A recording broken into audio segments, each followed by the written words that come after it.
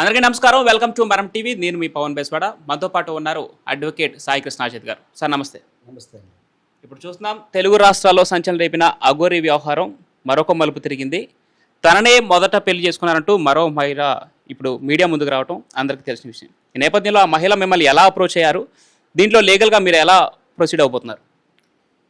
ఎలా అప్రోచ్ అవ్వడం ఏంటి బ్రదర్? ఒక అడ్వకేట్కి ఆమె మామూలుగా వచ్చారు అంతే కదా. ఇప్పుడు ప్రాబ్లం మా దగ్గర తీసుకొచ్చింది. ఇంకో విషయం ఏంటంటే షీఈ్ ఆల్సో అడ్వకేటు. ఆమె ఒక జూనియర్ న్యాయవాది, కరీంనగర్లో న్యాయవాది. సో వేరే వాళ్ళు చెప్పడం జరిగింది. అంత ముందు కూడా మీకు తెలియదు ఏంటంటే మనం టీవీ ద్వారా వేరే ద్వారా కూడా మనం అప్పుడు అఘోరికి సపోర్ట్ చేసాం. అప్పుడు అఘోరికి రక్షణ కల్పించాలని చెప్పి పిటిషన్ వేసాము. సో దాని ద్వారా ఏంటంటే ఆజాద్ గారు అయితే అంటే మన ఇప్పుడు వరకు కూడా న్యాయం కోసం పోరాడడం నీకు తెలియదు ఏం కాదు. సో పోరాడుతూ ఉంటాం కాబట్టి ఆయన అయితే మనకు న్యాయం చేస్తారని చెప్పేసి మనం అప్రోచ్ అవ్వడం జరిగింది. యాజ్ ఎ క్లయింట్గా వచ్చింది. అడ్వకేట్ కావచ్చు కానీ క్లయింట్గా మా దగ్గరకు అప్రోచ్ అయ్యింది. ఒక న్యాయవాదిగా మేము దానికి సంబంధించి ఏం చేయాలి ఏంటనేది మేము నెక్స్ట్ నిర్ణయం తీసుకొని ఆ ప్రొసీజర్ చేస్తాం, లీగల్ ప్రొసీజర్. ఇక్కడ తననే ముందు పెళ్లి చేసుకున్నా అని చెప్పేసి ఆమె ఇప్పటికే మీడియా ముఖంగా వెల్లడించడం జరిగింది. అయితే తననే ముందు పెళ్లి చేసుకున్నారంటూ ఏమన్నా ఎవిడెన్స్ ఏమన్నా మీకు సమర్పించడం జరిగిందా? మీరు దీంట్లో ఆ ఎవిడెన్స్ మీ దగ్గర ఇప్పుడు ప్రజెంట్గా ఏమైనా ఉన్నాయా? ప్రజెంట్ అయితే ఏం లేవండి. ఆమె వచ్చింది ఇందాకడే జస్ట్ నాతో 15 నిమిషాలు మాత్రమే మాట్లాడటం జరిగింది. నేను ఎక్కువ టైం కూడా ఇవ్వలేకపోయాను ఆమెకి.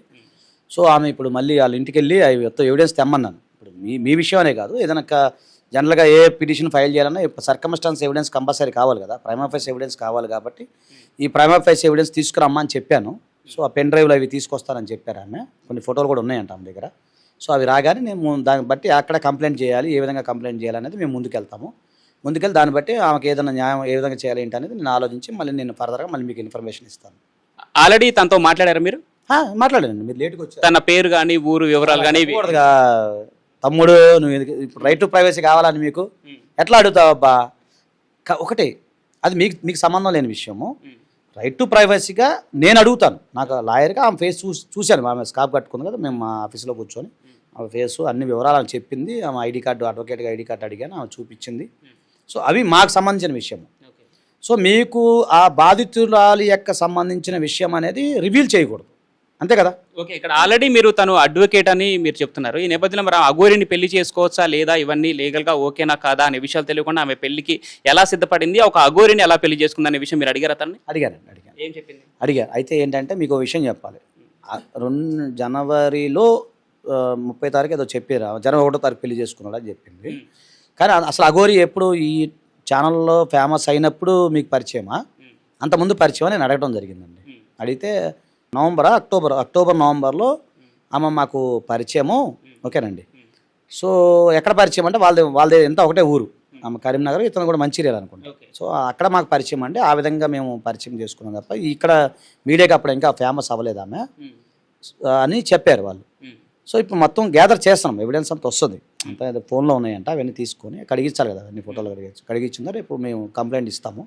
కంప్లైంట్ ఇచ్చిందా కంప్లైంట్ కాపీ అవన్నీ మీకు నేను ఇస్తాను మీ అందరికీ. ఓకే, దగ్గరగా నెల నుంచి ఇష్యూ నడుస్తూ ఉంది. వర్షిని వెళ్ళిపోవటం, తన ఫ్యామిలీ దగ్గర రావటం, మళ్ళీ ఇప్పుడు అఘోరితో వెళ్ళిపోవటం అందరికి తెలిసిన విషయమే. మరి ఇప్పుడు తననే ముందు పెళ్లి చేసుకుంటే ఈమె నెల రోజుల నుంచి ఏం చేస్తుంది, ఇంకా అజ్ఞాతంలో ఉండడానికి కారణాలు ఏంటి, ఈ రోజు బయటకు రావడానికి కారణాలు ఏంటి అడిగారు. నేను అందరు జర్నలిస్టులు అడిగారు, నేను కూడా అదే ప్రశ్న అడిగాను.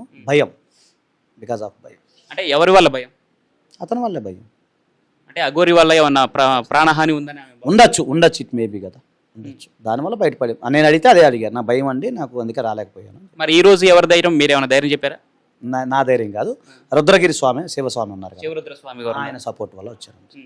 అంటే ఆయన అప్రోచ్ అయ్యారన్నారు మిమ్మల్ని, లేదంటే ఇప్పుడు ఆ బాధిత మహిళ ముందు మీ దగ్గరకు వచ్చారు? లేదు, రుద్రగిరి స్వామి గారు శివరుద్ర స్వామి గారు నాకు మన టీవీలోనే పరిచయం. ఓపెన్ చెప్పాలంటే అప్పటి నుంచే మనకు పరిచయము.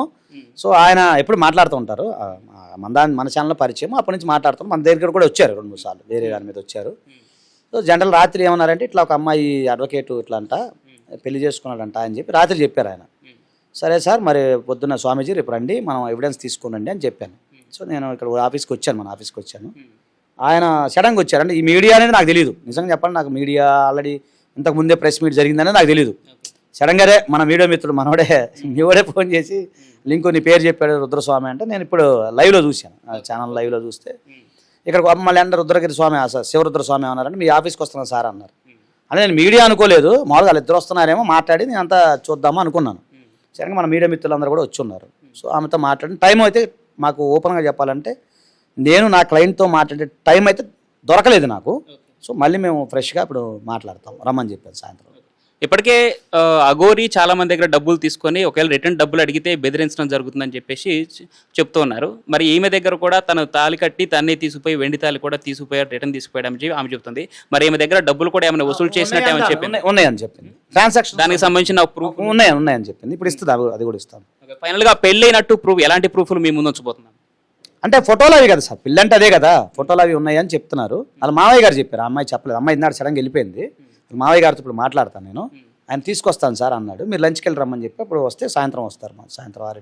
ఇప్పుడు ఆమె తరపున అడ్వకేట్గా అఘోరితో పెళ్లి తనకి చెల్లుబాటు అవుతుందా లేదా, లీగల్గా ఎలా ఉంటుంది? అంటే ఇక్కడ పెళ్లి జరిగిందా లేదా, అక్కడ ఉమెన్ ట్రాఫికింగ్ జరిగిందా లేదా ఎక్స్ప్లాయిటేషన్ జరిగిందా అనేది ఇంకా క్లారిటీగా నేను ఇప్పుడు చెప్పలేను. ఆమెతో ఇంకా మళ్ళీ ఒకసారి ఇప్పుడు క్లయింట్కి అడ్వకసీకి ఎలా ఉంటుందంటే ఆమెతో కొన్ని మాకు ఇంకా ఇన్ఫర్మేషన్ రావాల్సి ఉంటుంది కదండి. ఇప్పుడు వచ్చిన తర్వాత నేను ఇంకా క్లారిటీగా చెప్పగలుగుతాను. అంటే హిందూ సాంప్రదాయం ప్రకారం తాళి బొట్టు కడితే కాదులేండి, ఇప్పుడు అది సెక్షన్ 5 కింద మన పెద్ద సబ్జెక్ట్. అది మన టీవీలో బోల్ వీడియోలు ఉన్నాయి, మన మిత్రులు ఎవరైనా ఉంటే మీరు లింక్ పెట్టండి, వాళ్ళు చూసుకుంటారు. లీగల్ సంబంధించి చాలా వీడియోలు నేను చేశాను, అది వదిలేద్దాం. ఇప్పుడు ఇక్కడ మీరు చెప్పిన పాయింట్ ఏంటంటే పెళ్ళి, ఈ తాలిబొట్టు అవన్నీ కూడా పక్కన పెడితే ఇక్కడ నేను అనుకుంటున్నా ఏంటంటే ఎక్స్ప్లాయిటేషన్ జరిగిందని నేను అనుకుంటున్నా. అంటే నాకున్న మాట్లాడిన 15 నిమిషాల టైంలో నేను చెప్పేది. ఇంకా ఇప్పుడు క్లారిటీ వస్తుందిలేండి, క్లారిటీ వస్తుంది. నేను దాన్ని బట్టి వీలైతే ఎవిడెన్స్ ఉంటే రేపు మేము కంప్లైంట్ చేయడానికి సిద్ధంగా ఉన్నాం. అయితే ఇప్పుడు మీడియాకి తను వెల్లడించిన సమాచారం ప్రకారం చూసుకుంటే తన దగ్గర వెళ్ళడానికి మేము సిద్ధంగా లేదు. కానీ ఇప్పుడు దేనికోసం పోరాటం చేస్తుంది? ఆ వర్షిని కోసమా లేదంటే తిన భవిష్యత్తు కోసమా, అసలు అఘోరిని లేదంటే శిక్ష పడాలి? నేను అడిగితే ఏంటంటే అలాంటిది వేరే మహిళకు జరగొద్దు, శిక్ష పడాలి అనేది ఆమె చెప్తుంది, ఆ వర్షం చెప్పేది. నాకు చెప్పింది అయితే అది. Right, thank you sir. నేను నిన్ను చాలా మిస్ అవుతున్నా రాధి, చాలా మిస్ అవుతున్నా, చాలా గుర్తుకొస్తున్నా.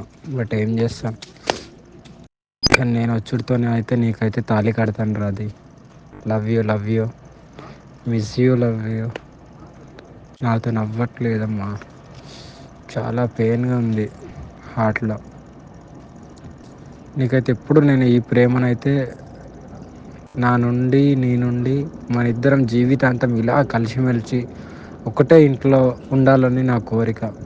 ఆ కోరిక నువ్వు ఎంత దూరం తీసుకెళ్తావు అనేది your decision. But for ever never నువ్వు ఎప్పుడు నాకు డిఫరెంట్. ఇంకా అది నువ్వు వేరు, ఇంకా అందరు వేరు, నా బెస్ట్ వేరు, నువ్వు వేరు, అంతే.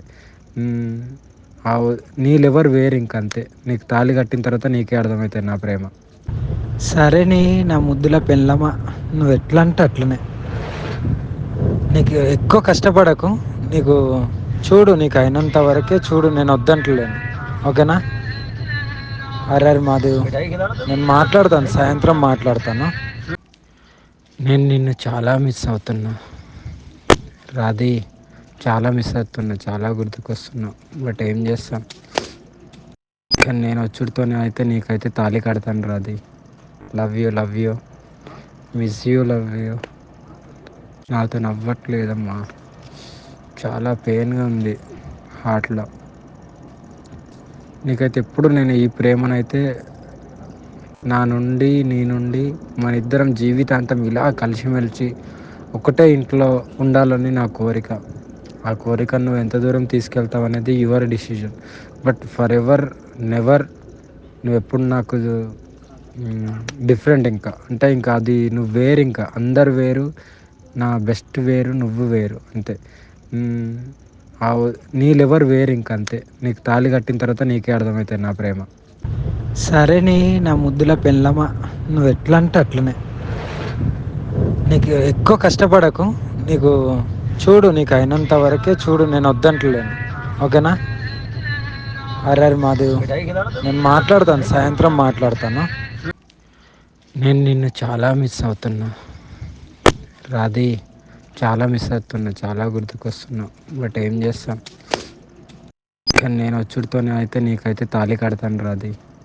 Love you, miss you, love you. నాతో నవ్వట్లేదమ్మా, చాలా పెయిన్గా ఉంది హార్ట్లో. నీకైతే ఎప్పుడు నేను ఈ ప్రేమనైతే నీ నుండి మన ఇద్దరం జీవితాంతం ఇలా కలిసిమెలిసి ఒకటే ఇంట్లో ఉండాలని నా కోరిక. ఆ కోరిక నువ్వు ఎంత దూరం తీసుకెళ్తావు అనేది your decision. But for ever never నువ్వు ఎప్పుడు నాకు డిఫరెంట్. ఇంకా అంటే ఇంకా అది నువ్వు వేరు, ఇంకా అందరు వేరు, నా బెస్ట్ వేరు, నువ్వు వేరు అంతే. మ్మ్.